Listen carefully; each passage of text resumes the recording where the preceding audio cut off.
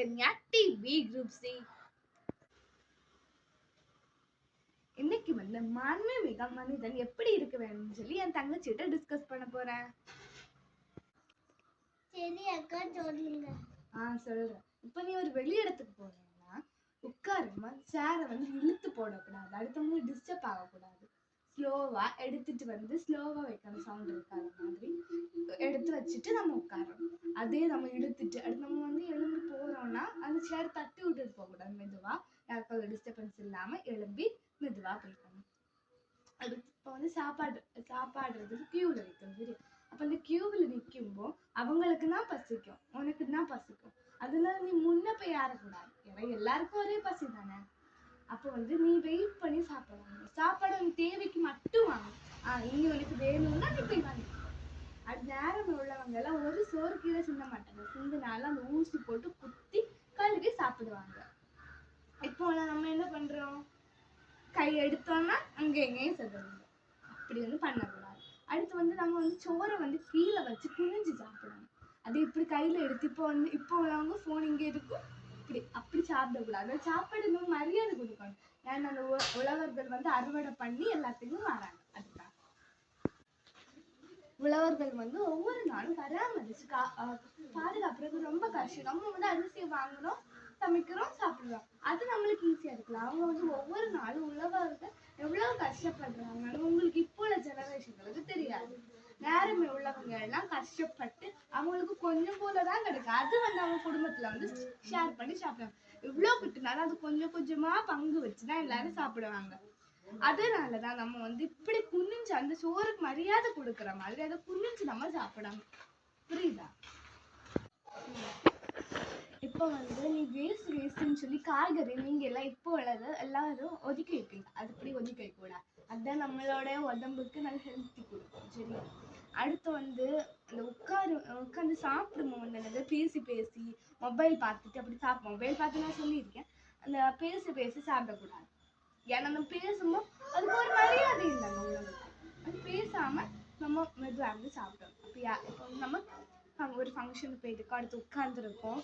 அப்போ வந்து அவங்க ஏதாவது அவங்க ஸ்பீச் ஏதாவது நம்மளுக்கு ஒரு ஸ்டோரி சொல்லிட்டு இருக்காங்க நினைச்சா நீ வந்து பக்கத்துல இருக்கவங்க பேசக்கூடாது. ஏன்னா அவங்க நம்மளுக்கு தான், நம்ம நல்லதுக்கு தான் அவங்க சொல்லிட்டு இருக்காங்க. அதை நம்ம புரிஞ்சுக்கணும். புரிஞ்சா? இப்போ வந்து தெரியாதவங்க ஒரு சாக்லேட் கொடுத்தாங்க, நீ வா உங்க அப்பா கூப்பிட்டாங்க, அப்படி எனக்கு கூப்பிட்டா நீ போக கூடாது. ஏன்னா உங்க அப்பா வீட்டுலன்னு சொல்லி விட்டுருக்காங்க, உன்னை கூட்டிட்டு ஒரு அங்கிள் வருவாங்க. அப்ப நீ என்ன பண்ணுவீங்கன்னா தெரியாதவங்களோட போன் வாங்கி ஒரு போன் பண்ணுவீங்களா, எங்க அப்பாவுக்கு போன் பண்ணி தரேன் நீ கேட்டுட்டு அவங்க கூட போய்க்கலாம். ஏன்னா அவங்க போன் வாங்கினா அவங்க மிரட்டி வச்சுப்பாங்க, உன் பிள்ளை கேட்டா இப்படி சொல்லணும்.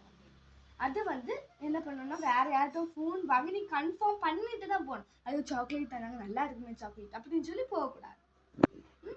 யார் கூப்பிட்டாலும் சரி, உனக்கு தெரிஞ்சவங்களா இருந்தாலும் சரி. புரிஞ்சா? சரி அக்கா.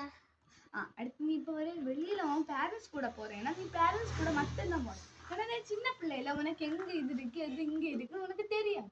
அப்ப நீ உன் பேரண்ட்ஸை கையை பிடிச்சிட்டு தான் போகணும். புரியுதா? இப்ப நீ வந்து நீ தனியா போயிட்டேன்னா உனக்கு இந்த இடம் எங்க இருக்கு இந்த இடம் எங்க இருக்குன்னு உனக்கு தெரியாது. அதனால உன் பேரண்ட்ஸை கூட்டிட்டு போனா மக்கள் இதா இருக்குன்னு அவங்க சொல்லி தருவாங்க. அடுத்து ஒரு இடத்துல போனா நீ சவுண்டு போட்டுட்டு போகக்கூடாது. ஏன்னா அவங்களுக்கு டிஸ்டர்பன்ஸா இருக்கும். நம்ம கூட இப்போ நீ ஒரு ஃபங்க்ஷன் வீட்டுக்கு போறேன்னா ஐயோ நீ நல்ல சவுண்டு போட்டுட்டு போற, அப்போ வந்து உங்க அம்மாட்ட பேசி நல்ல சவுண்டு போட்டுட்டு போற, அப்போ உங்க பக்கத்துல இருந்த நீ இந்த பிள்ளையா இப்படி சவுண்டு போட்டுட்டு போற, அதை நீ அடக்கம் சிரிச்சு மெதுவா பேசிட்டு போன, இந்த பிள்ளை நல்ல பிள்ளை, ஒழுக்கமான பிள்ளை, நல்ல ட்ரெஸ் போட்டுருக்கு அப்படியெல்லாம் சொல்லலாம். இப்போ நீ வெளியே இடத்துக்கு போனேன்னா ரொம்ப அமைதி, அப்படி நீ உனக்கு செல்ஃப் நல்லா கட்டுப்படுத்தாச்சுன்னா தேவைக்கு நீ பேசுனான்னு சொல்லல, நீ தேவைக்கு பேசு. அதனால நீ சவுண்ட் போட்டு அடுத்தவங்களை டிஸ்டர்ப் பண்ற மாதிரி நீ பேசாத.